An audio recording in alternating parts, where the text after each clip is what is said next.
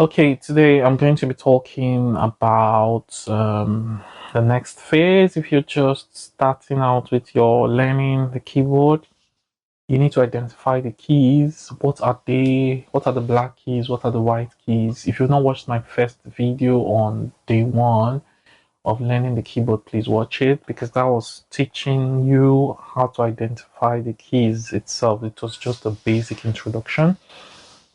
So today, remember in the last lesson we talked about A, which is in the inside of the three black keys. A is the second white key inside it, which is this one, and that's where the keyboard begins in terms of labeling. And this is three black keys. The keyboard is starting from here again. That's another one. Three black keys, keyboard starting from here. This is key A, that's key A again, and then key A. So it goes like this: A, B, C, D, E, F, G, and then A again. B, C, D, E, F, G, and then A again.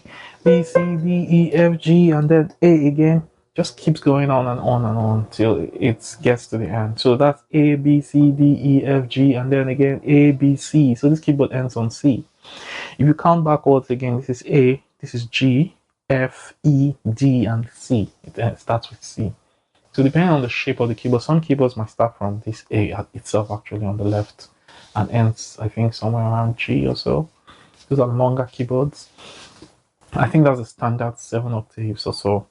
So basically, I'm going to talk about the sharps today, sharps and flats. Many people hear about sharps, flats, even natural.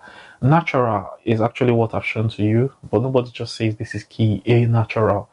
Well, people still do, but what's the point when you know this is, if you just say I want to play on the key of A, and everybody knows it's A you're talking about. However, if I say A, if I want to play on this, what is this? You will know very soon. So technically, the white keys actually own the names. I'm sure that's why they call them natural.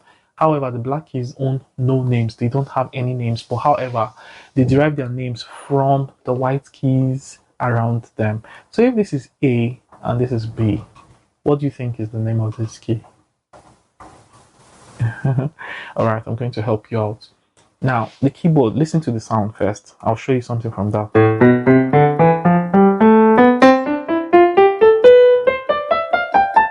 What can you tell about the sound in terms of depth?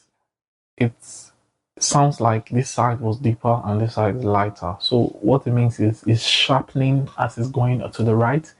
The sound is getting lighter as it's going to the right side.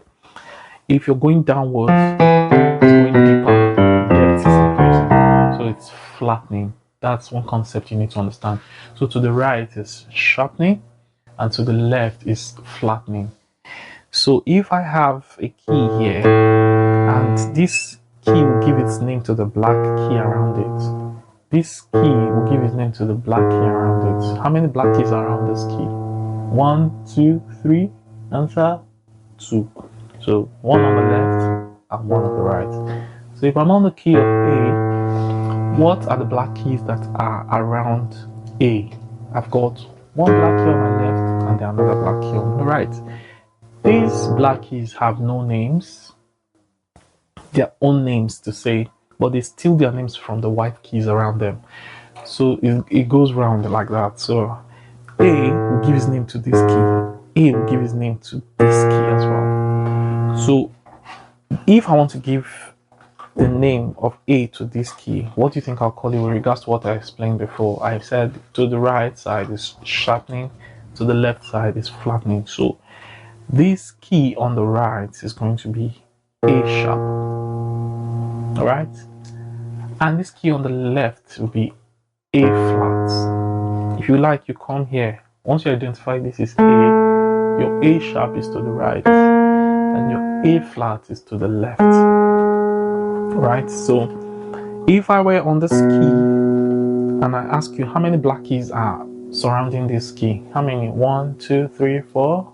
It's just 1. And it's to the right or left? It is to the left. So what would this key be? This is B. Remember, this is A, so this is B, and then this is now B flat. So is there, if they ask you a question like, is there B sharp? After B is what? C. There's no black key in between. So there's not ever anywhere you will see a key called B sharp. Just be mindful of that, okay? Because there's no black key around there. So it's A and then B. This is B flat.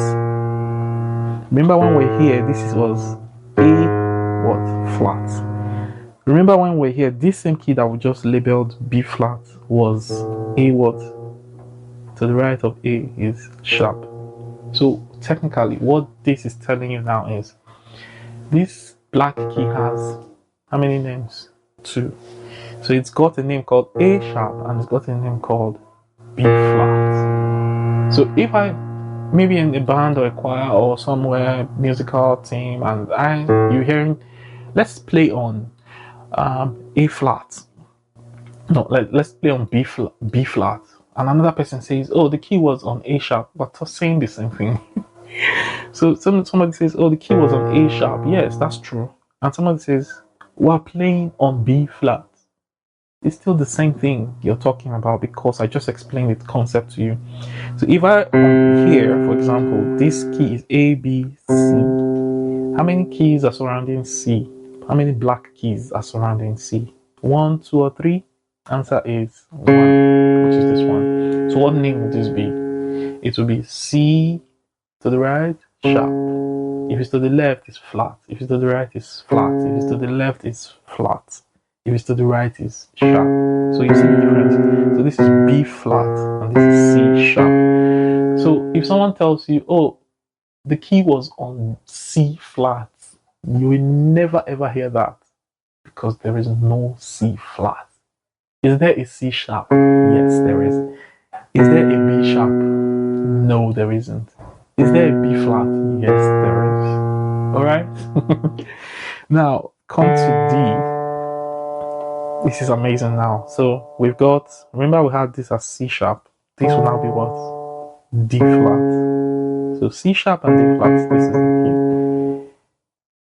This will be D what? Sharp. And then here is E flat. Is there E sharp? No, because there's no black key there. We have F. The similar thing that played out here, that's what's playing out here now. We have F. This is F sharp. And then G, I mean to say. We have G flat. And then we have G sharp. So you see, we're back to A again. When we were here, when we're there, that way, it's still the same thing because the keyboard is in cycles. It's just repeating itself. The only difference is that this side is deeper. Why here is lighter. Why here is much lighter. Much more, you see? So it's just the same names. They carry through. So if you understand this concept, I think you've learned something really very useful, very helpful. Something that will build your entire career as a music or keyboard player or a musician or whatever you are. Even if you're a singer, this is also very useful for you. And thank you very much. Make sure you subscribe to my channel. Cool.